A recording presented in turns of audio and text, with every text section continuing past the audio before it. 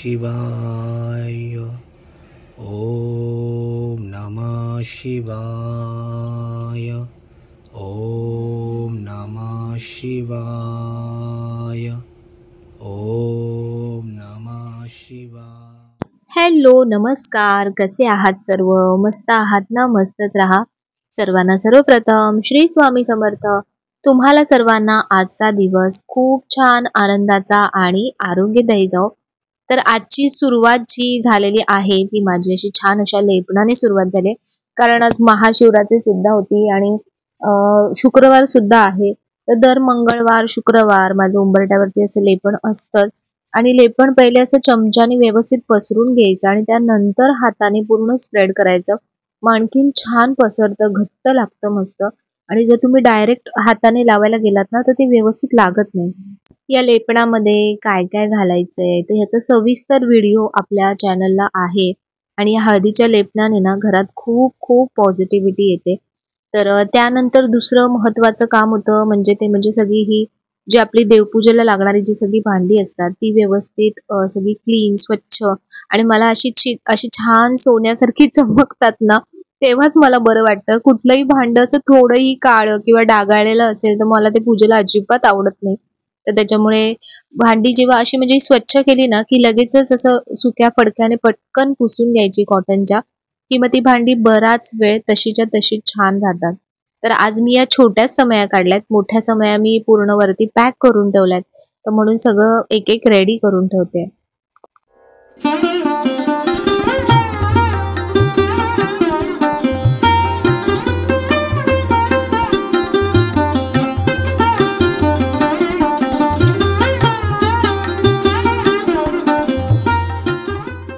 आज सर्व देवी देवतांना छान पांढरे शुभ्र वस्त्र परिधान केलेत, कारण आज महाशिवरात्री आहे आणि भगवान महादेवांना, शंकरांना पांढरा रंग हा खूप खूप प्रिय आहे.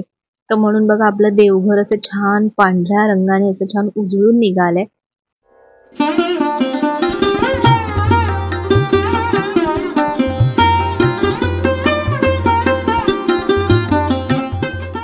महादेवांच्या पूजेमध्ये सगळ्यात अग्रगण्य स्थान असतं ते म्हणजे बिल्वपत्राला, म्हणजे बेलाच्या पानाला.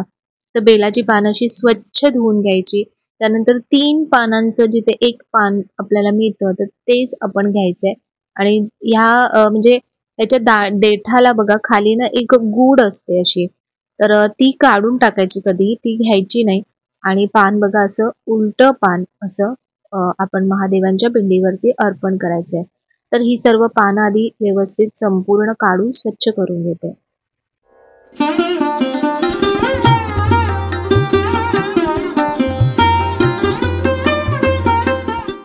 तर आजची पूजा जी आहे ती मी प्रदोष समय म्हणजे संध्याकाळी करणार आहे. तर सकाळी म्हणून हलकं असं काहीतरी फराळाचं करायचं होतं, तर बाकी काही म्हणून केलं नाही. तर ही जी बटाट्याची अशी भाजी असते, प्लेन एकदम भाजी, साधी सुधी, फक्त मिरची, कढीपत्ता, कोथिंबीर असं घालून खूप छान भाजी तयार होते. आणि म्हणजे खिचडी सुद्धा म्हणतात याला बरेच जण, बटाट्याची खिचडी. तर साबुदाणा वगैरे मी बनवत नाही. आणि त्याच्यामध्ये जेव्हा उपवास असतो ना, जास्तीत जास्त ओल्या खोबऱ्याचा वापर करा शेंगदाण्यापेक्षा. शेंगदाण्याने पित्त उसळतं. आणि त्यानंतर आता संध्याकाळी पूजेची तयारी सुरू झालेली आहे. तयारी तर दुपारपासूनच सुरू होती. म्हणजे मला दुपारी विचार केला की थोडा वेळ आराम करेन, पण आराम काही होत नव्हता. जोपर्यंत पूजा होत नाही तोपर्यंत मनाला चैनच पडत नाही. तर आज मी विचार केला की प्रदोष समयी आज पूजा मांडू, कारण महादेवांची जी पूजा असते ती प्रदोष समयापासून रात्रीची पूजा करतात बऱ्याचदा. तर म्हणून म्हटलं आज प्रदोष समयी पूजा मांडूया. तर आता तयारी केली आहे मी पूजेची सर्व, आणि आता मी मांडणी करायला घेते. तर भगवान शंकरांच्या पूजेमध्ये पांढऱ्या रंगाच्या वस्त्राचा वापर केला जातो. इतर पूजेमध्ये आपण लाल किंवा पिवळा रंग वापरतो, पण या पूजेमध्ये पांढराच रंग वापरायचा असतो. तर हे एक वस्त्र आहे जे मी घेऊन ठेवलंय, की अशा प्रकारच्या जेव्हा पूजा असतात, म्हणजे सोमवारच्या आपल्या पूजा असतात, श्रावण सोमवार किंवा आता महाशिवरात्रीची पूजा, तर त्याच्यासाठी खास मी हे वस्त्र घेऊन ठेवलंय. तर आता चला मी पूजेची मांडणी करते.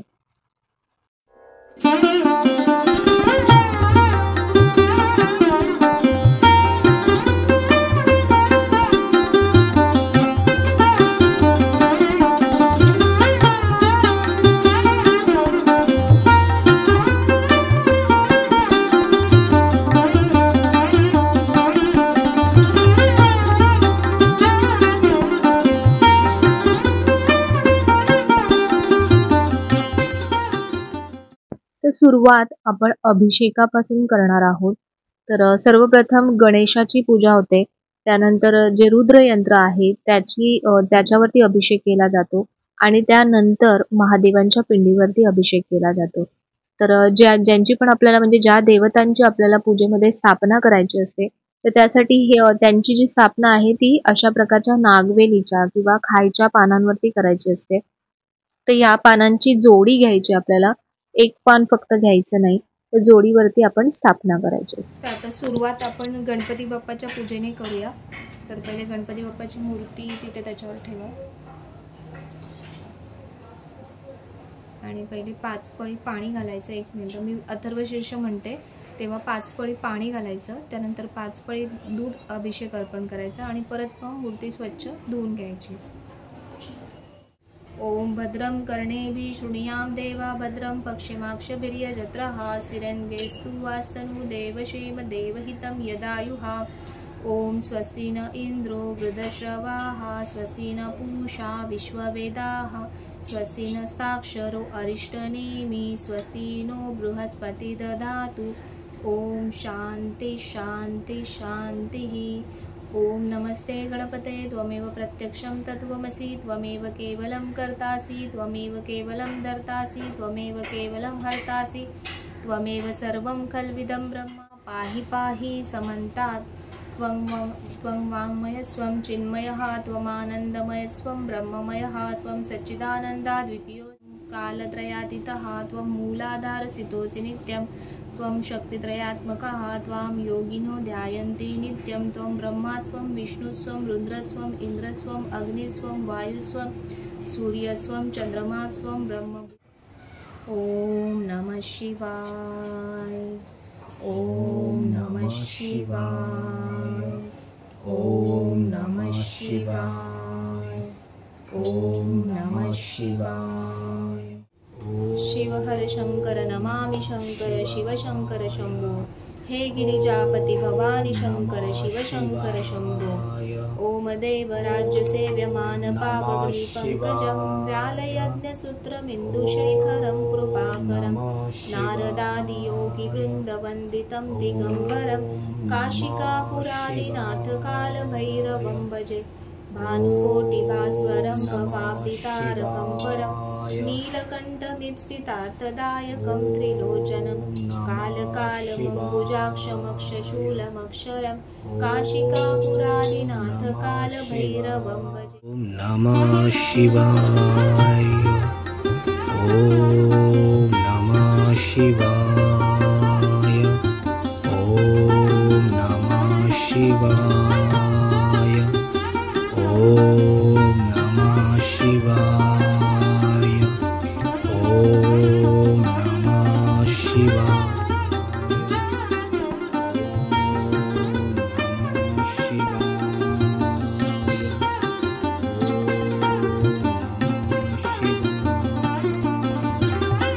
आता आपण रुद्राभिषेकला सुरुवात करतोय.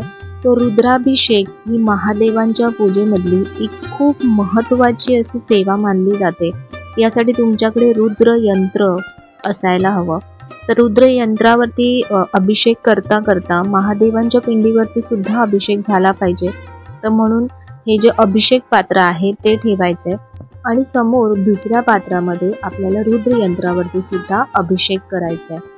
तर ही रुद्रयंत्र सेवा करताना ह्याचे जे मंत्र स्तोत्र आहेत तर ते आपल्या नित्यसेवाच्या पुस्तकामध्ये दिलेले आहेत. जर आपल्याला ते वाचता येत नसतील तर दिंडोरी प्रणित रुद्रयंत्र स्थापना किंवा रुद्रयंत्र अभिषेक असा एक व्हिडिओ सुद्धा आहे. तर ते लावून सुद्धा आपण त्याच्यावरती रुद्रयंत्राची सेवा करू शकतो. ते याला जवळपास 1 तास तरी पूर्ण जातो या अभिषेकाला. पण ही खूप महत्त्वाची सेवा आहे. या अभिषेकाचं जे पाणी जमा होतं तर जे आजारी व्यक्ती असतील किंवा व्यसनाधीन व्यक्ती असतील तर त्यांना नियमितपणे जर या पाण्याचं सेवन त्यांनी केलं तर त्यांचं जे पण म्हणजे जे व्यसन असतं तर ते सुटण्यासाठी मदत होते. जो आजारी व्यक्ती असतो तो आजारातून बरा होण्याला मदत होते. माघ कृष्ण चतुर्दशीस महाशिवरात्र म्हणतात. तसे पाहिले तर प्रत्येक महिन्यातील कृष्ण चतुर्दशी ही शिवरात्र असते. पण माघ कृष्ण पक्षातील शिवरात्र ही महत्त्वाची मानली जाते. हा दिवस भगवान शंकरांच्या उपासनेचा दिवस मानला जातो. शिव ही ज्ञानाची देवता आहे. त्यांच्या मस्तकातून सतत ज्ञानगंगा वाहत असते. कैलासाच्या उत्तुंग शिखरावर बसलेले भगवान शंकर आपल्याला समजवतात की शिव म्हणजे कल्याण प्राप्त करण्यासाठी जीवनाच्या निश्चित उंचीपर्यंत पोचले पाहिजे. कठीण साधनेशिवाय शिवत्व प्राप्त होत नाही. जीवनाच्या रोजच्या सामान्य गोष्टींपासून वर गेल्याशिवाय शिवत्वाची चमक प्राप्त होत नाही. तर अभिषेक झाल्यानंतर बघा, हे जे दुधाचा अभिषेक केलेला ते पाणी मी वेगळं ठेवलंय आणि रुद्रयंत्राचा जो अभिषेक केलेला ते पाणी मी वेगळं ठेवलंय. तर हे पाणी आपण एका बॉटलमध्ये भरून ठेवायचं आणि जेव्हा जसं लागेल तेव्हा तुम्ही ते घेऊ शकता. शिवाय नमः. ओम महेश्वराय नमः. ओम शंभवे नमः. ओम पिनाकिने नमः. ओम शशिशेखराय नमः. ओम वामदेवाय नमः. ओम विरूपाक्षाय नमः. ओम कपर्दिने. महाशिवरात्रीची एक छान गोष्ट मी तुम्हाला सांगते. एकदा एक शिकारी शिकारीसाठी रानात गेला होता आणि त्या दिवशी महाशिवरात्र होते. जाता जाता त्याला एक शिवमंदिर लागले. देवळात काही लोक शंकरांची पूजा करीत होते, काही ओम नमः शिवाय असा जप करीत होते. ते पाहून तो हसला. त्यांची चेष्टा करावी म्हणून तो शिव शिव असे म्हणू लागला. त्यामुळे त्याच्याकडून नकळत शिवोपासना घडू लागली. तो रानात आला. एका तळ्याकाठी असणाऱ्या बेलाच्या झाडावर तो शिकारीसाठी बसला. त्याच्या डोळ्यांसमोर पानांचे झुपके येऊ लागले. त्यामुळे त्याला सावट नीट दिसत नव्हते, म्हणून त्याने ती पाने तोडून खाली टाकायला सुरुवात केली. योगायोगाने त्या झाडाखाली शंकरांची पिंड होती. त्यावर बेलाच्या पानांचा अभिषेक सुरू होता. व्याधाच्या हातून नकळत शिवोपासना घडत होती. तेवढ्यात हळूहळू हरणांचा एक कळप तिथे पाणी पिण्यासाठी आला. व्याधाने आपला तीर कामटा सज्ज करून एका हरणीवर नेम धरला.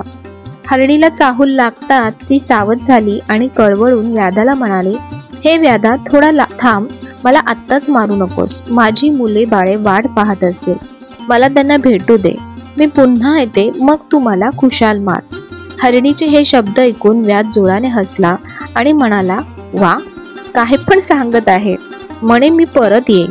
हातात आलेली शिकार सोडून द्यायला मी काही मूर्ख नाही. माझी पोरं बाळं उपाशी ठेवून तुला सोडून देऊ आणि तुझ्यावर विश्वास ठेवू? व्याधा, मी खरंच सांगते, माझ्यावर विश्वास ठेव. तुला तुझ्या मुलांबद्दल प्रेम वाटते तसे मला नाही का वाटत? मरण्यापूर्वी निदान एकदा त्यांना बघून येऊ दे. हरणी पुन्हा कळवळून म्हणाली. ते ऐकून व्याधाला तिची दया आली. त्याने तिला परवानगी दिली. शिकारी झाडावर तिची वाट पाहत बसला. रात्रभर खायला काहीच न मिळाल्याने त्याला उपवास काढला. वेळ जायला काहीतरी उद्योग हवा म्हणून तो बेलाची पानं तोडून खाली टाकत होता आणि नकळत ती शिवलिंगावर पडत होती. दुसऱ्या दिवशी ती हरणी आपल्या परिवारासह तिथे परत आली आणि ते पाहून व्याधाला आश्चर्य वाटले. रात्रभर घडलेल्या उपवासाने त्याचे मन विचार करू लागले. त्यामुळे हरणीच्या प्रामाणिकपणाचे त्याला कौतुक वाटले. त्याच्या मनात चांगल्या भावना निर्माण होऊ लागल्या. प्रकाश आल्यावर अंधार जसा नाहीसा होतो, त्याप्रमाणे शुद्ध चांगल्या भावनांच्या निर्मितीमुळे त्याची हत्या करण्याचा विचार नाहीसा झाला.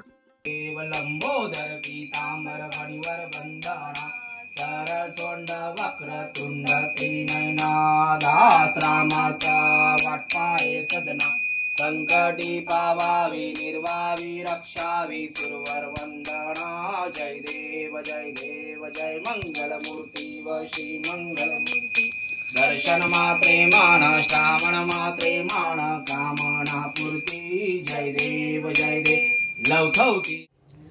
नमस्कार. तर अशी आजची पूजा खूप छान झाली. सकाळी सगळं आवरलेलं लवकर, पण नंतर विचार आला की संध्याकाळी प्रदोष काळामध्ये पूजा करूया छान. आणि जसा विचार केला होता तसंच झालं. 5:30 वाजता मी पूजा चालू केली होती आणि आता जवळपास 7:45 वाजलेले आहेत. त्याच्यानंतर मला व्हिडिओ एडिट करायचा आहे आणि नंतर व्हिडिओ पोस्ट करायचा आहे. तर बघू आता कधी होतं. समजा झालं तर ठीक आहे, आता येईल व्हिडिओ रात्री, नाहीतर मग उद्या दुपारी येईल. पण प्रयत्न माझा राहील की आत्ताच रात्रीच, कारण तुम्ही वाट बघत असाल पूजेची, व्हिडिओची. आणि खूप छान पूजा झाली. म्हणजे माझ्या मनात जसं होतं ना त्यापेक्षा पण सुंदर अशी पूजा महादेवांनी करून घेतली माझ्याकडून. आणि तुम्ही बघत असाल खूप छान वाटते पूजा. तर आता प्रदोष समयी जेव्हा म्हणजे संध्याकाळच्या वेळी जेव्हा अशा प्रकारे पूजा होते ना घरामध्ये, घरातलं वातावरण एकंदर वातावरण खूप छान पवित्र आणि असं पॉझिटिव्ह होतं. आणि म्हणजे असं शक्यतो ही पूजा जी असते ती पुरुषांनी करायची असते, तर म्हणून मी ह्यांच्याकडून पूजा करून घेतली आज पूर्ण. मागच्या वर्षीसुद्धा त्यांच्या हातूनच झाली होती आणि यावर्षीसुद्धा त्यांच्या हातूनच झाली. आणि त्याच्यामध्ये मला एक चांगलं काय वाटतं की मला जे पण मंत्रोपचार वगैरे करायचे असतात तर त्याला मला व्यवस्थित बोलता येतं आणि त्यांना करता येतं. नाही तर काय होतं की मीच पूजा केली आणि मीच मंत्रोच्चार केले तर मग ते एका वेळेला दोन्ही गोष्टी होत नाहीत. तर म्हणून हे खूप व्यवस्थित पूजा होते अशा प्रकारे. तर तुम्हाला कशी वाटली आजची पूजा? जर पूजा आवडली असेल तर नेहमीप्रमाणे व्हिडिओला लाईक करा, शेअर करा, सबस्क्राईब करा आणि पुन्हा भेटूया आपण उद्याच्या नवीन व्हिडिओमध्ये. तोपर्यंत सर्वांना बाय आणि सर्वांना श्री स्वामी समर्थ.